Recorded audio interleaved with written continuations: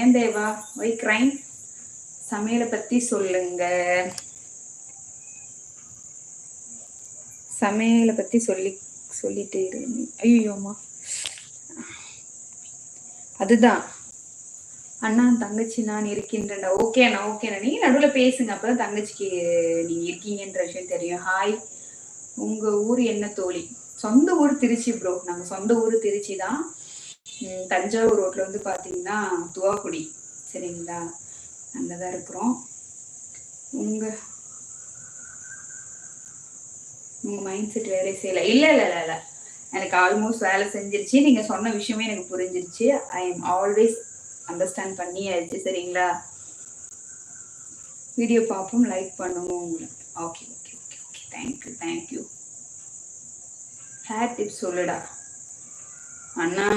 தங்கச்சியோட hair already